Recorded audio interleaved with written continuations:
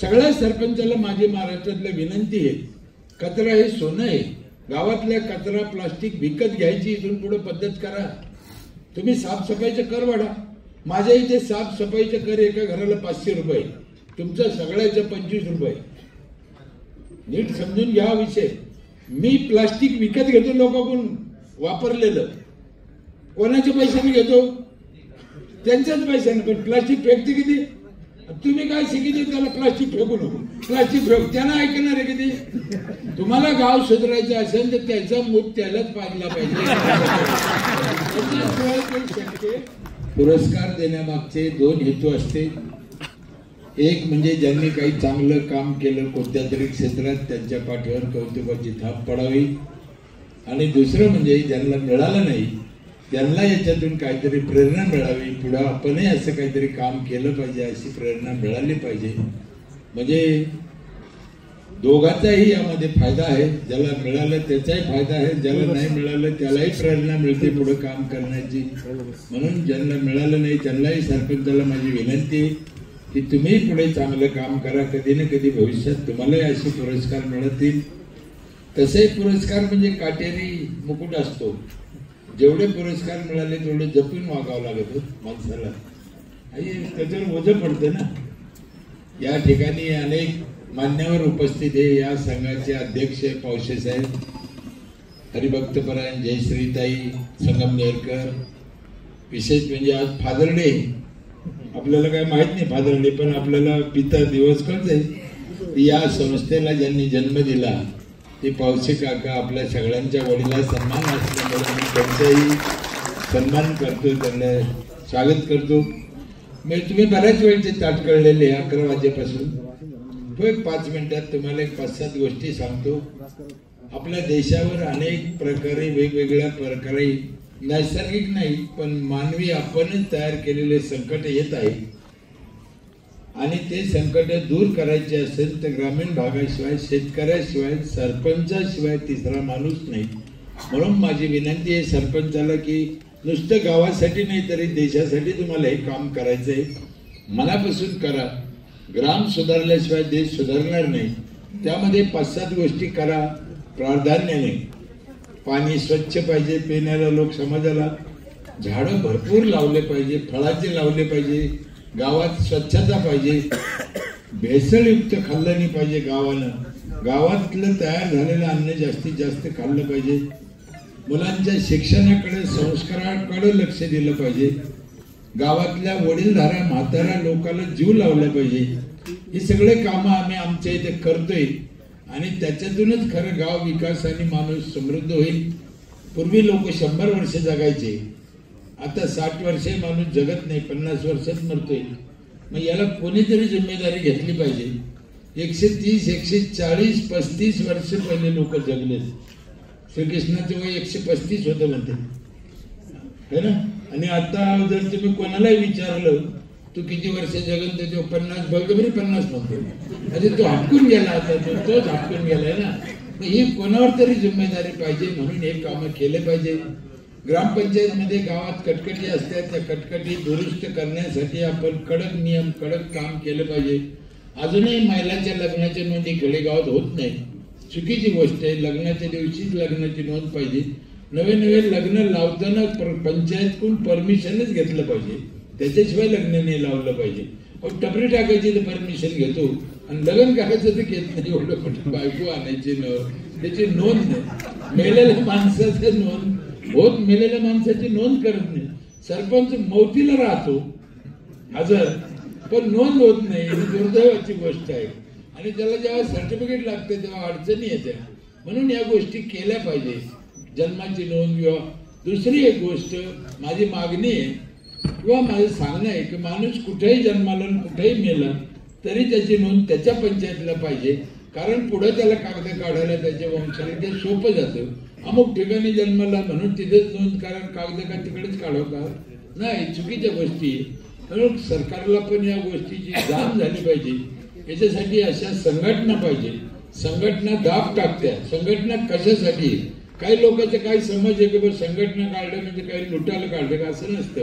संघटनेमुळेच दाब पडतो. एक व्हा, नाही तर काही खरं नाही किती हजार शून्य असले तर त्याचा काही उपयोग नाही, त्याच्या मागे एक लागतो. एक झालं पाहिजे, सगळ्या सरपंचांनी संघटनेत काम केलं पाहिजे. आत्ता तुम्हाला सांगतो, या वर्षीची गोष्ट आहे, जवळजवळ 5,000 सदस्य सरपंच अपात्र झाले होते. कारण काय, तर त्यांनी सर्टिफिकेट दाखल केले नाही ना. लय मोठा गुन्हा नव्हता केला, त्याने काही अतिरेकी नव्हती, ते काढून टाकले होते. संघटनेने दबाव टाकला म्हणून पुन्हा त्याला 1 वर्षाची वाढ दिली. 1 वर्षाची नाही, ती परमनंट 5 वर्षाची वाढ आहे. जरी त्यांच्याकडून सर्टिफिकेट नसेल गेलं तर त्याला काही एवढं मोठं हे नाही, कारण निवडणुकीच्या टायमाला त्यांनी ते सर्टिफिकेट दाखल केलं होतं. काही कारणानं कलेक्टरपर्यंत नसेल गेलं, म्हणून त्यांना अपात्र करणं चुकीचं आहे. तर हे दाब टाकायसाठी संघटना पाहिजे आणि संघटनेत सरपंचांनी काम केलं पाहिजे. एक गोष्ट खरी आहे, सरपंचाला काम करताना अडचणीला राहत्या. आम्ही 25-30 वर्ष केलं, अडचणी माहीत आहे. अडचणीतूनच मार्ग काढला पाहिजे. हा काट्याचा रस्ता आहे. आमच्या तिकडे तुमच्याकडे आहे की नाही माहित नाही, रस्त्याच्या कडेला असे 2-2, 4-4 कुत्रे बसते. काहीतरी मीटिंग चालते त्यांची, काय चालते माहित नाही. पण एखादी गाडी जर आली, 2 व्हीलर 4 व्हीलर, त्या गाडीच्या मागे जोर जोराने पळते ते कुत्रे. का पळते माहित नाही. मी खूप अभ्यास केला, मला जगातल्या अनेक गोष्टीचे ज्ञान झालं, पण हे कुत्री गाऊन पळते मला काय कळलं. पण एक गोष्ट मला त्याच्यातून समजली, किती कुत्रे मागे लागले गाडीच्या, म्हणून गाडीवाल्याने कधी गाडी उभा करून कुत्र्याला विचारलं का तुमचा काय प्रॉब्लेम आहे, विचारायचं नाही. असे कुत्रे पळते गमते आणि दर गावात 2-4 कुत्रे असते. त्याच्यामुळे तुम्ही तिकडे काय लक्ष नाही देताना, आपलं कोणत्याही क्षेत्रात हे कुत्रे असते, तिकडे लक्ष न देताना आपली गाडी व्यवस्थित चालवली पाहिजे. आपली गाडी खड्ड्यात झाडावर जाणार नाही याची काळजी घेतली पाहिजे. आपल्याकडून समाजाचं कल्याण होईल अशा गोष्टी आपण केल्या पाहिजे. आता 7 वर्ष झाले जवळजवळ आम्ही आमच्या इथे 40 म्हाताऱ्याला रोज जेवण देतो गावातल्या. पंचायत मी नाही, माझं म्हणणं आहे, म्हातारे लोक वृद्धाश्रमात नेऊन टाकल्यापेक्षा गावाला काही लय झाले की ते प्रत्येक गावाने अशा गोष्टी केल्या पाहिजे. GR मध्ये काय आहे याला महत्व नाही, सरपंच ठरवून तो कायदा आहे. आणि मी माझं नाही सांगत, ते घटनेतलं सांगतो मी. घटनेतलं एखाद्या सरपंचानं, एक ग्रामसभेनं एखादा ठराव केला, तुम्हाला कधीही सांगतो, त्याला उच्च न्यायालय सुद्धा तोडू शकत नाही. तो ठराव लोकांच्या कल्याणाचा. तुम्हाला एवढे अधिकार घटनेने दिलेले, लय उपकार आहे आपल्यावर घटनेचे. अहो साहेब, ज्या गावचा माणूस त्याच गावाला सदस्य सरपंच होतो, दुसऱ्या गावचा होतो का? ही किती आनंदाची गोष्ट आहे. आणि आपण भांडणं करतो गावातल्या गाव. जर बाहेर गावचा सरपंच बसायची तरतूद असती तर ह्या आमदार लोकांनी सारे मद्रासी आणून आपल्या बोकटी बसले.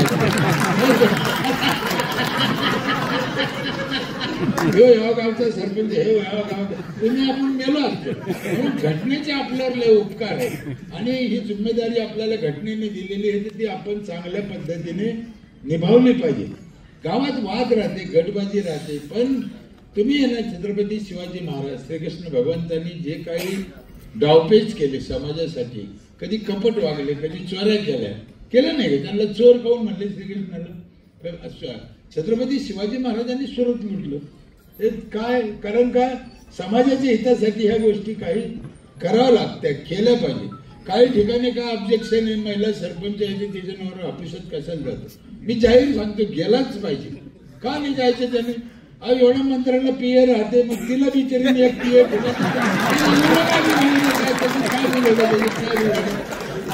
मोठा मोठा विचार केला पाहिजे. संकुचित भावनेचा विचार करून जमत नाही. काय हरकत आहे तिने एक माणूस संघ ठेवलं, त्याला वाईट काय? म्हणून या अशा ज्या गोष्टी आपल्या डोक्यात काही कचरा भरलेला आहे, तो कचरा काढून टाकला पाहिजे. कचरावरून विषय निघाला. सगळ्या सरपंचाला माझी महाराष्ट्रातल्या विनंती आहे, कचरा हे सोनं आहे. गावातल्या कचरा प्लास्टिक विकत घ्यायची इथून पुढे पद्धत करा. तुम्ही साफसफाईचा कर वाढा. माझ्या इथे साफसफाईचा कर एका घराला 500 रुपये, तुमचा सगळ्याचा 25 रुपये. नीट समजून घ्या विषय. मी प्लास्टिक विकत घेतो लोकांकडून वापरलेलं, कोणाच्या पैशाने घेतो? त्यांच्याच पैशाने. पण प्लास्टिक फेकते किती? तुम्ही काय शिकिले त्याला प्लास्टिक फेकू नको, प्लास्टिक फेक, त्याला ऐकणार आहे किती? तुम्हाला गाव सुधारायचं असेल तर त्याचा मूत त्यालाच पाजला पाहिजे. त्याच्याशिवाय काही शक्य. ज्ञानेश्वरी वाचून हरिपाठ वाचून हा समाज गावाकडे तो सुधारणार गावपेच जे श्रीकृष्ण भगवंतांनी केले, शिवाजी महाराजांनी केले. फक्त एक हे तुमचा हेतू शुद्ध पाहिजे.